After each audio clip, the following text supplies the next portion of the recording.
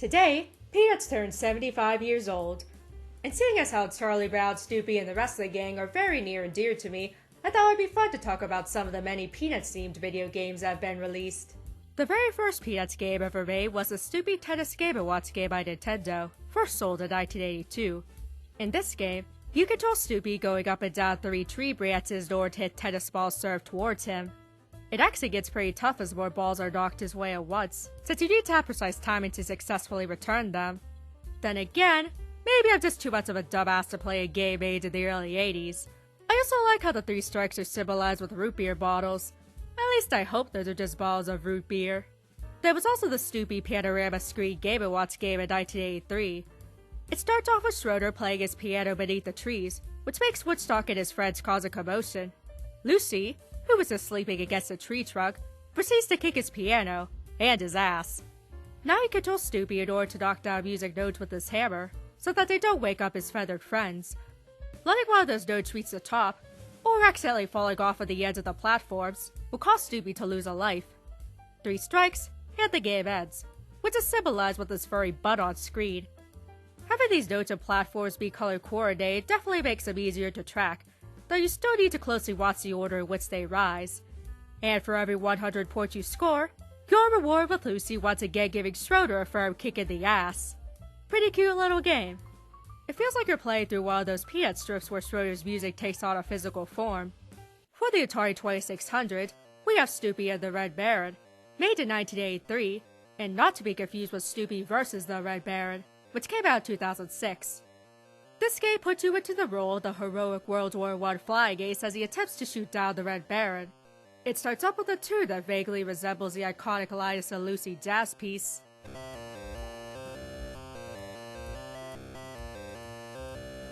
Soon you're flying against a clear blue sky, engaged in an epic battle with the Red Baron. Shooting the Red Baron will earn you points, and successfully shooting the plane 8 times will destroy it and cause it to crash to the ground. You can also gain points by collecting treats that fall out of the sky. However, you also have to be careful the Red Baron shooting you, and getting shot 8 times will cause you to lose a life. Lose all your lives, and it's game over. The Red Baron also has a habit of flying above the clouds where you can't reach, so you may have to lure him out once in a while. This is a simple, but fun and decently challenging game. The visual details are pretty nice too, with Snoopy's scarf looking like it's flying in the breeze, and Donald's doghouse becomes increasingly full of bullet holes as he's being shot, just like in the comics. In 1984, we had Snoopy for the Commodore 64. This game is about as simple as a side-scroller as you can get.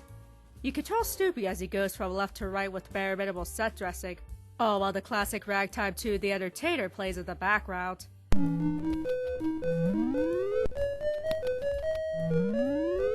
Where did Snoopy come from?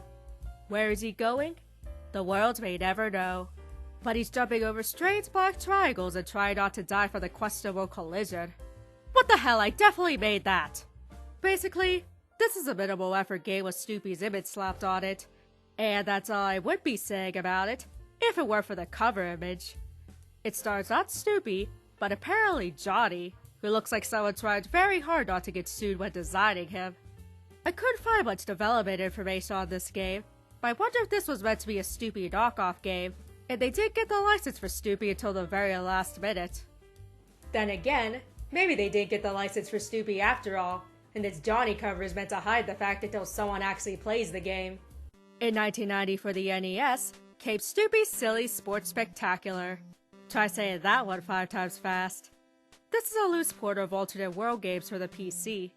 Snoopy's game is also a reskin of a Japanese version called Donald Duck, which features Donald Duck vs. Daisy, with his nephews in supporting roles. This time around, we have Snoopy versus his Spindly brother Spike, with Woodstock and his friends in the background. With 1 or 2 players, you have 6 silly sports to play through. The sack race has you jumping along the track in a potato sack, while you avoid tripping over what looks like rotating manhole covers. The key to this is not only avoiding these manhole traps, but also not to button mash. You want to make sure you hold down A for just the right amount of time in order to get the ideal jumping distance. Also, be sure to not press A before the gunshot goes off, or you'll have points deducted at the end screen. And at the finish, the winner air hops towards the loser to assert his dominance. I mean, that's what he's doing, is it not? For boot throwing, you need to spin your thumb around the directional pad in order to build up speed. You want to try pressing A at the bottom of your swing to give it a nice strong throw. Pogo is all about timing. You'll have to jump over the walls with your pogo stick at just the right moment to reach the finish. It's harder than it looks, considering your timing needs to be absolutely perfect. Overboard has you and your opponent on a boat in Venice, and you have to push your brother overboard before he does it to you. This is probably the easiest of the challenges. I found myself just holding down the appropriate directional button and smashing A as fast as I could, and I won every time. In Pile of Pizza, you'll be carrying a tower of pizza with the Tower of Pisa in the background. Hardy har. Your goal is to reach the finish line while keeping as many pizzas in your hand as possible before time runs out. You'll be judged on how many pizzas you manage to keep balanced, as well as how much time you have remaining. For the life of me, I could get the hang of this one. Perhaps I just wasn't made for pizza delivery. The last challenge is a river jump, where you pole vault across a river. You gain speed by quickly tapping A, and once you're right at the water's edge, you hold the B button. Then, at the exact moment your pole is completely straight, you release the B button to successfully make it across. Imprecise timing will result in you wiping it on the ground, in the water, or sliding down the pole like a failed stripper. This is another one with extremely tight timing. It can be tough to get just right. Personally though, I still found it easier than the Pogo Challenge. This is a decent enough sports-inspired game, and the graphics and animations are very cute and Peanuts-esque. I would have preferred if there wasn't as much focus on perfect timing, but it was fun to try them out at least. I think the best of the challenges was a sack race, because that one was the most skill-based of the bunch. Snoopy and Spike certainly look excited. Next is Snoopy, the cool computer game. You know it's exciting when they have the word cool in the title. This is a problem-solving adventure game, with the main goal being to find Linus's blanket. Kind of ironic, considering Snoopy's usually the one to try and steal it. Throughout the game, you'll be exploring the Peanuts neighborhood and solving puzzles by interacting with various objects. You get to see several of the characters, though unfortunately, you don't get to interact with them except for when they're needed to solve a puzzle. I do like how they have Charlie Brown with a blonde tuft of hair, showing that he is in fact not completely bald, contrary to popular belief. Though it does kind of look like he took a few of Woodstock's feathers and stuck them on his forehead. This game is not very difficult, which is appropriate for the very young target audience. It's also quite short. It can easily be beaten in less than an hour.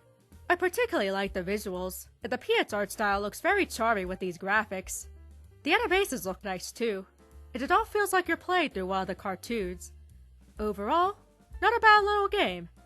Sure, it would have been nice to have some more interactivity and playtime, but I still found myself fond of the charm it does give us. For the Game Boy, we have Snoopy's Magic Show, released in 1990. According to the back of the box, Snoopy performed a magic ball trick that went wrong. Now both the balls and Woodstock have multiplied, and Snoopy has to retrieve all the Woodstocks. That's not explained in the actual game, however, which drops you right to the action upon starting. The main objective of the game is to catch all the Woodstocks each level, while navigating through block obstacles to avoid getting knocked out by the magic ball, and making sure you complete the task within the time limit. There are 120 levels in total, and starting at level 61, you also have to avoid Spike, whose movements are more unpredictable than the bouncing ball. I'm not quite sure why Spike suddenly has it out for his brother, but perhaps we could chalk it up to Snoopy's magic mishap. Or perhaps he got tired of Snoopy throwing air humps at him every time he beat him at a sack race. Then again, he's also a player character too if you choose to use the Game Boy Link cable, so maybe it's just me thinking way too hard about all this. This is actually a pretty addictive puzzle game that'll definitely get your gears turning. While there's not much in the way of Peanuts-themed aspects, these levels are simple to grasp, but challenging to solve. Definitely one for the puzzle lovers out there. In 2001, we have Snoopy Tennis. Again! This time for the Game Boy Color. He's back on the tennis court and he's fucking pissed.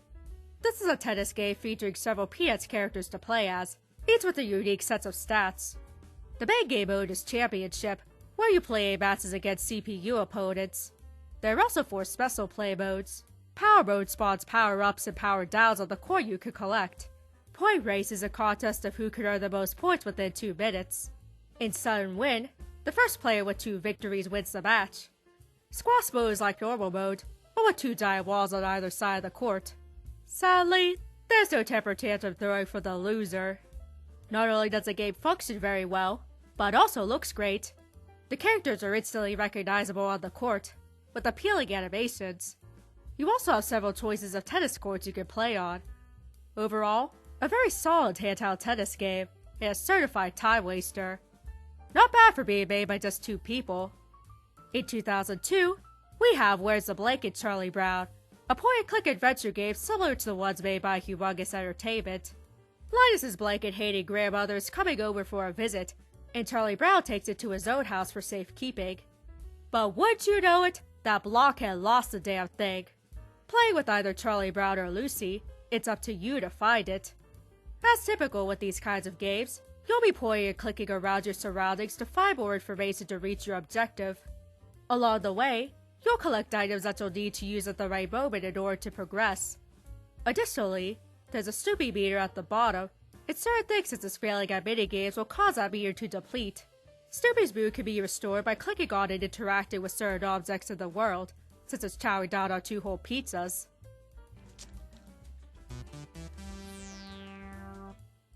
Well, he might be feeling good now, but his stomach will probably regret that in a few hours. Speaking of minigames, you'll come across several of them throughout your adventure, and you'll need to complete them in order to proceed. They're simple, but give a variety of problem-solving challenges. There's also the obligatory coloring book that many of these kinds of PC games had back in the day. About 3/4 of the way through, we actually find the blanket, but then we hear a crashing sound. Instead of taking the blanket with us in our cupboard specifically made to carry our key items, we leave it for 1 minute, and it's gone the next. God fucking damn it!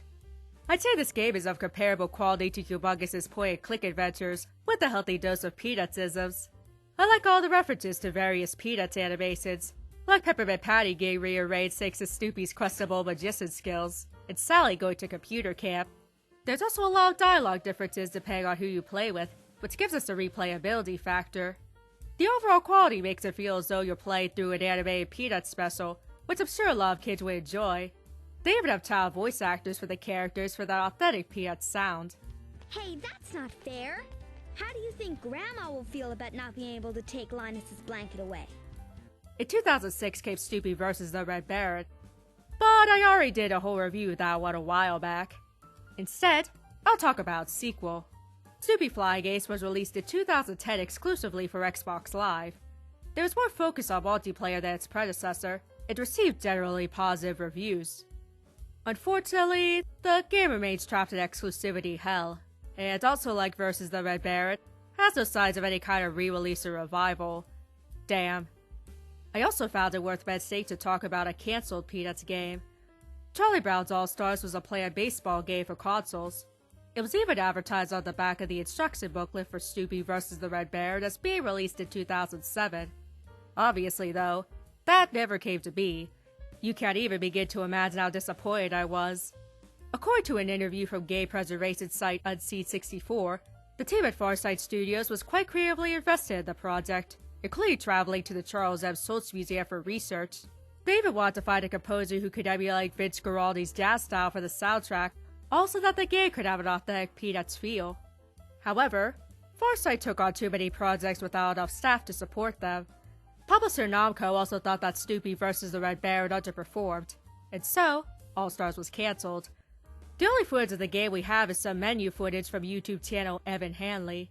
It's a shame that this game never came to be, because the developers seemed really passionate about this project, and it would have been great to see what the final results would have looked like. What we do have is It's a Big Game, Charlie Brown, made by the same team behind Where's the Blanket. It's another point-and-click adventure, but with baseball. It's the start of a new baseball season, and Charlie Brown needs to get his team together for their first game, and hopefully win for once. The first half of the game has you finding all of Charlie Brown's team members, who will only consider joining if you complete certain circumstances involving the other characters. For example, Schroeder won't talk to you while Lucy's doing her usual creeping. Ugh! Lucy, I can't concentrate with you here. Can you please go away? I'll never leave you, my love. This means we need to get around the picture. Hey Lucy, want to hold the football for me to kick it? I know how much you love that. Do I ever? You're on, blockhead. I guess he loves tormenting Charlie Brown more than he does stalking her crush. Once that's completed, You'll then need to complete that respective character's minigame. After that, you're thrown into a tutorial regarding a specific baseball mechanic. And of course, you get plenty of that classic Peanuts sass. One finger will mean your fastball, which isn't very fast anyway. 2 fingers will be your curveball, which doesn't curve at all. I don't need your goddamn sarcasm, Schroeder. Fun fact, this game was how I learned a lot of baseball vocabulary back in the day. Once all your teammates are recruited, it's time for the big game, and put what you've learned to the test. The baseball gameplay isn't as sophisticated as something like backyard baseball. There are no stats assigned to anyone, for example, but it's still enjoyable and requires skill. And I might have raged just a little bit when recording this. This can't work without you, so next time, give us a hint where the ball is going to land. How about you shut the fuck up instead? Like the previous point-and-click Peanuts game, the visuals are great. It definitely gives the player that Peanuts feel. I think some of the voice acting isn't quite as strong as the last one, but it still has that sincere charm to it. Footballs always bring up painful memories of Lucy. I'll hold the ball, Charlie Brown, and you kick it. And you're not going to pull it away right before I kick it? No, I promise. Okay then.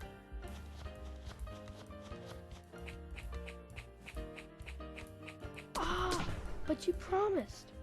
Yes, but I didn't swear. I'd say we have a 2 for 2 on this one. The last game in the video is Snoopy's Grand Adventure for consoles. It was released in 2015. It was a tie-in game to the film The Peanuts movie. The game opens with the Peanuts gang playing hide and seek, while Charlie Brown spills his jelly beans everywhere like a jackass. Snoopy decides that he wants to join in too, and so, the adventure begins. Yeah, that's pretty much it, but sometimes it's good to keep things simple. This is a side-scrolling action platformer, where we play as everyone's favorite beagle. And when you're idle, Snoopy looks you right in the eye. Dear God, he's discovered the 4th wall. You'll be exploring various levels as you run, jump, and fly your way to the end of the stage. Along the way, you'll collect jelly beans, as well as encounter enemies you can stomp on. It only knocks them out for a bit though, because killing them would be too hardcore for this game. You'll also be collecting Beagle Scout members hidden throughout the levels. And each of the very last stages is a boss fight, where you have to beat the crap out of your buddies in order to find them. We are playing hide and seek after all. As far as movie tie-in games go, this one is pretty good. It's clearly meant for younger kids, but it's also clear that the developers did use that as an excuse to go low effort into it. While not my favorite of the Peanuts games, it's nonetheless a cute, fun little adventure.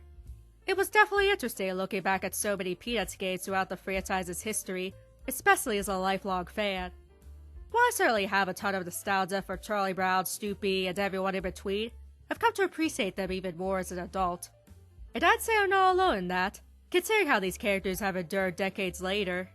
So whether or not we'll see lots more video games with them in the future, I'm truly glad to see they're continuing to be a significant part of people's lives.